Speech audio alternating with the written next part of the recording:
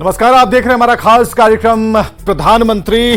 क्योंकि 2024 का चुनाव नजदीक है और 2024 के चुनाव से ठीक पहले जरूरी ये है कि जो राजनीतिक गतिविधियां हो रही हैं उसे आपके सामने उसी तरीके से परोसा जाए ताकि आप देख पाएं, आपकी आंखें भी खुली रहें, ताकि जब वोट करने की बारी आए तो बड़ी ही समझदारी के साथ आप वोट कर पाएं।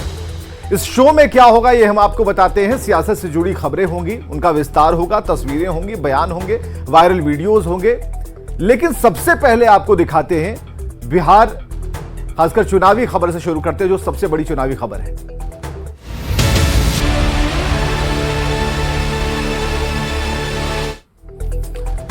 दो 2024 के चुनाव से पहले जाति का मुद्दा सियासत के लिए कितना अहम है? क्यों जाति घूम फिरकर सियासत के केंद्र में बार बार आती है?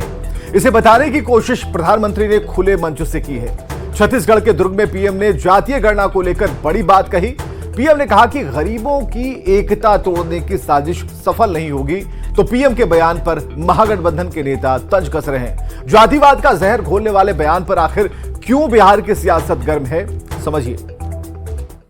श्रीमान नरेंद्र मोदी जी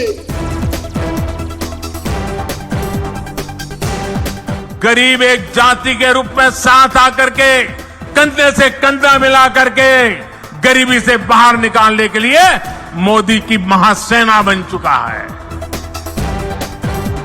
छत्तीसगढ़ के दुर्ग में प्रधानमंत्री मोदी ने बगैर नाम लिए महागठबंधन की सरकार पर निशाना साधा।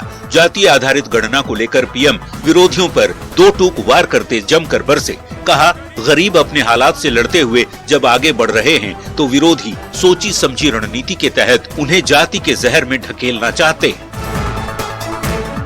गरीब को ही आपस में लड़ा लेना एक नया खेल शुरू किया है। इसलिए राजनीतिक दल गरीबों की एकता तोड़ने के लिए नए नए षड्यंत्र कर रहे हैं, नई नई भाषाएं बोल रहे हैं, जातिवाद का जहर वहां घोल रहे हैं। इसलिए मैं आज आपको इन सभी राजनीतिक दलों से आगाह कर रहा हूं, हमें गरीबों की एकता तोड़ने वाली हर साजिश को एकजुट होकर नाकामयाब करना है। पीएम मोदी के बाद केंद्रीय मंत्री अमित शाह का बयान भी आया। शाह कहते हैं, बीजेपी जातीय गणना के खिलाफ नहीं है, बीजेपी राष्ट्रीय पार्टी है, वोटों की सियासत पार्टी के खिलाफ है। देखिए, ऐसा है कि इस मुद्दे पर हम राष्ट्रीय राजनीतिक दल है, वोटों की राजनीति नहीं करते हैं। सभी से चर्चा कर जो उचित निर्णय होगा वो जरूर हम करेंगे और बताएंगे, परंतु इसके आधार पर चुनाव की नैया पार लगाना ठीक नहीं। और भारतीय जनता पार्टी ने कभी इसका विरोध नहीं किया है, परंतु बहुत सोच समझकर निर्णय करना पड़ता है, उचित समय पर हम बताएंगे। बात जाति की हो और उस पर सियासत ना हो, ये संभव कहां? पीएम के बयान के आते ही महागठबंधन के नेता एक सुर में केंद्र सरकार पर हमलावर हो गए, तो बीजेपी विरोधी दलों को कटघरे में खड़े कर रही है। देश में जातीय जनगणना के खिलाफ रहते हैं, बिहार में जातीय गणना होती है उसके खिलाफ साजिश रचते हैं। देश के गरीबों ने ही मन बना लिया है कि इस बार इनके खिलाफ वोट करना है। देश के प्रधानमंत्री सुविधा के अनुसार से जातियों का प्रयोग करते हैं। इस बार जाति का रूप उन्होंने गरीबी दिया है, लेकिन खुद सूट बूट की सरकार के नाम से जानी जाती है। नरेंद्र मोदी जी, गरीबों के हितों में आप क्या काम कर रहे हैं यह स्पष्ट कीजिए न। गरीबों के प्रति आपकी कोई सोच नहीं है, आप सिर्फ लोगों को अपने फोटो का झोला थमा करके कहीं ना कहीं उनको गरीब से और गरीब बनाने पर विश्वास करके अपना राजनीतिक रोटी सेकना चाहते हैं। और कांग्रेस पार्टी इस देश को गरीब करने वाली पार्टी है, जो सिर्फ परिवारवाद की राजनीति करती है और समाज को बांटकर तोड़कर अंग्रेजों की नीति पर चलती है और पूरे समाज को गरीब बनाने में लगी हुई है। बीजेपी विरोधी गठबंधन लोकसभा चुनाव से पहले जिस तरह जाति की सियासत को आधार बना रहे हैं, राजनीति के चक्के को जाति की धुरी पर चलाना चाह रहे हैं, उस पर मोर्चा पीएम मोदी ने संभाला है। आने वाले वक्त में जाति की सियासत और भी तेज होगी, इसकी पूरी संभावना है। Bureau report, news 18। बीजेपी के खिलाफ बने INDIA गठबंधन को लेकर कांग्रेस के रुख पर नीतीश कुमार की नाराजगी के बाद मल्लिकार्जुन खड़गे ने फोन किया। सूत्रों की माने तो खड़गे ने गठबंधन पर सीरियस होने की बात कही। आश्वासन दिया कि विधानसभा चुनाव के बाद संयुक्त रैली पर फोकस किया जाएगा। खड़गे के फोन के बाद सियासत गर्मा गई है।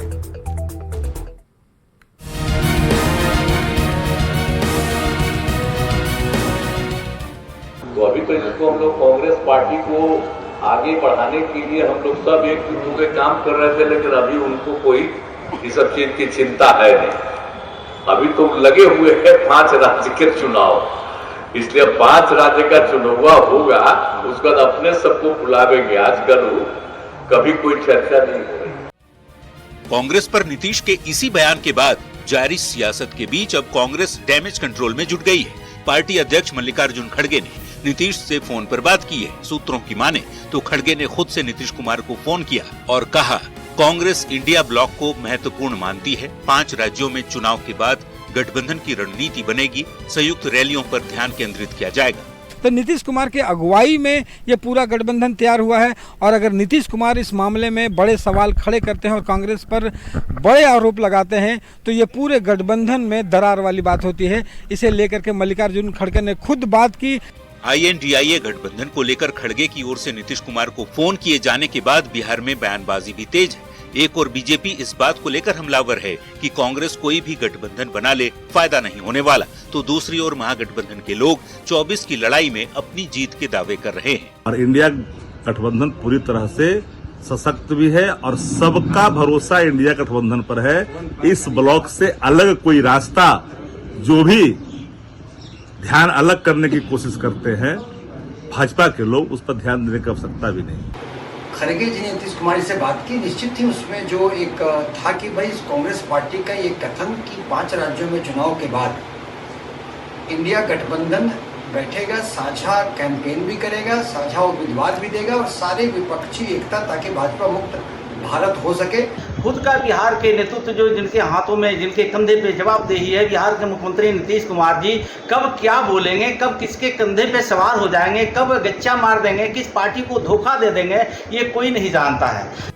24 की जंग से पहले नेताओं की जुबानी जंग जारी है। अपनी अपनी जीत के दावे हो रहे हैं, पर सवाल यही कि आखिर नीतीश के सार्वजनिक तौर पर दिए बयान के बाद ही खड़गे ने भी बात की। मतलब ये कि गठबंधन की बैठकें नहीं हो रही, इसका अफसोस कांग्रेस को भी है। सहयोगी दल तो पहले से ही बैठकें बुलाने की मांग कर रहे हैं, पर अब खड़गे ने चुनाव बाद रणनीति बनाने की बात कही है। उम्मीद है गठबंधन के नेताओं की मांगें अगली बैठक में पूरी हो जाए।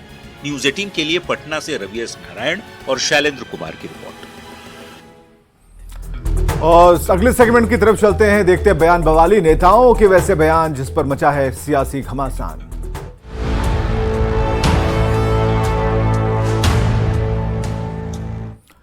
केंद्रीय मंत्री गिरिराज सिंह ने एक बार फिर नीतीश सरकार पर प्रहार किया है। बेगूसराय में गिरिराज ने कहा कि बिहार में लव जिहाद और लैंड जिहाद दोनों चल रहा है। एक खास वर्ग के लोगों को संरक्षण दिया जा रहा है। अगर हिंदू समाज का अपमान होता रहेगा तो वो चुप नहीं बैठेंगे।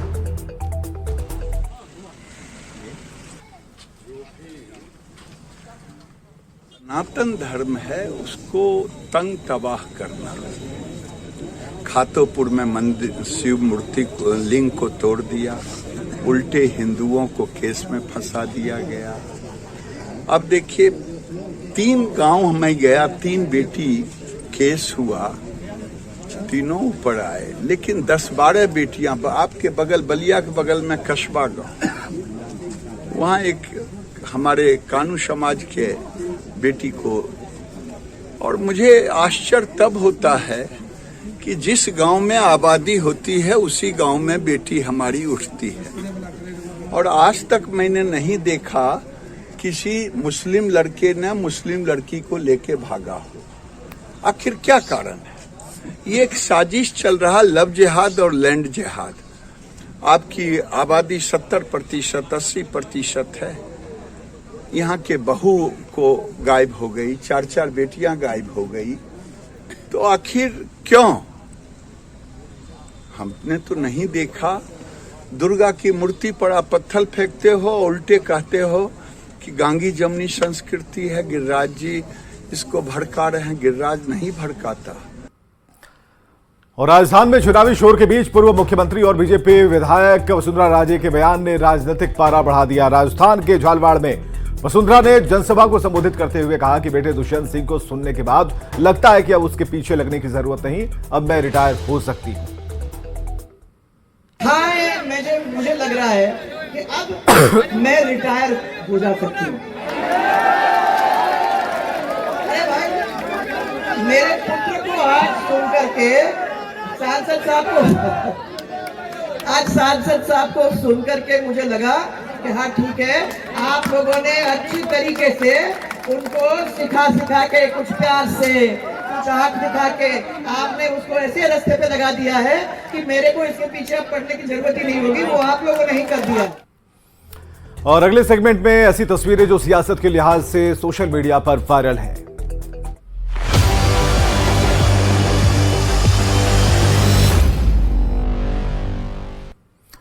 मध्य प्रदेश में अपनी चुनावी सभा में प्रधानमंत्री की एक तस्वीर वायरल हो रही है, जिसमें वे एक बच्ची को अपने हाथों में बनाए उनके स्केच देखकर मंच से ही आशीर्वाद देते हैं और उसे अपने तक पता समेत पहुंचने को पुलिसकर्मियों से कहते हैं। तुम कब से खड़ी हो? ये पुलिस के जवानों से मैं कहता हूँ, वो तस्वीर बेटी देना चाहती हो तो ले लीजिए और मुझे जरूर पहुंच जाएगी, और तुम्हारा पता उसमें लिख देना, मैं जरूर तुझे चिट्ठी लिखूंगा।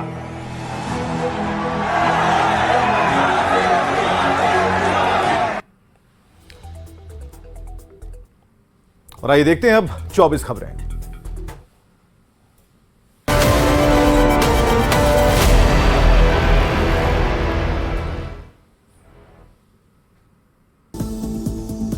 जातीय गणना को लेकर पीएम नरेंद्र मोदी का बड़ा बयान। कहा, देश में एक ही जाति है, वो है गरीबी, और मैं गरीबों का सेवक हूं। विरोधी गरीबों को बांटना चाहते हैं।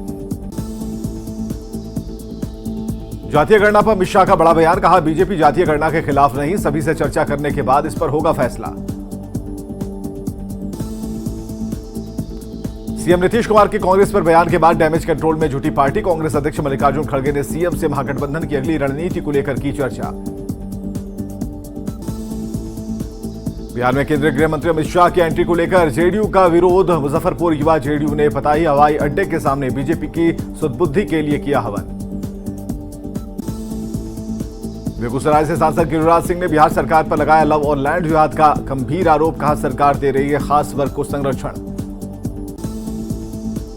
सीवान में कर्पूरी चर्चा में शिरकत करने पहुंचे जेडीयू प्रदेश अध्यक्ष उमेश कुशवाहा। चर्चा के दौरान प्रदेश अध्यक्ष ने की सीएम नीतीश कुमार के कामों की जमकर तारीफ। सासाराम में प्रभारी मंत्री जयंत राज ने रोजगार को लेकर बीजेपी पर साधा निशाना। कहा, बीजेपी अब तक पूरा नहीं कर सकी 2 करोड़ नौकरियों का वादा। नेपाल में भूकंप से सैकड़ों लोगों की मौत पर पीएम मोदी ने जताया दुख। एक्स के जरिए कहा, इस दुख की घड़ी में भारत नेपाल के साथ। पीएम मोदी ने छत्तीसगढ़ के दुर्ग में चुनावी सभा को संबोधित करते हुए सीएम भूपेश बघेल पर बोला हमला। कहा, देश की एकता तोड़ने की साजिश करती है कांग्रेस। मध्य प्रदेश विधानसभा चुनाव को लेकर बीजेपी का चुनावी प्रचार तेज। प्रदेश के रतलाम में पीएम मोदी तो शिवपुरी में गृह मंत्री अमित शाह की जनसभा। मध्य प्रदेश के शिवपुरी में गृह मंत्री अमित शाह का कांग्रेस पर करारा हमला। कहा, कांग्रेस का मतलब करप्शन और कमीशन है, अपराधियों को राजनीतिक संरक्षण देना है कांग्रेस का काम। पूर्व सीएम और कांग्रेस नेता कमलनाथ पर मध्य प्रदेश के सीएम शिवराज सिंह का हमला। कहा, चुनाव में कांग्रेस को जनता सबक सिखाएगी।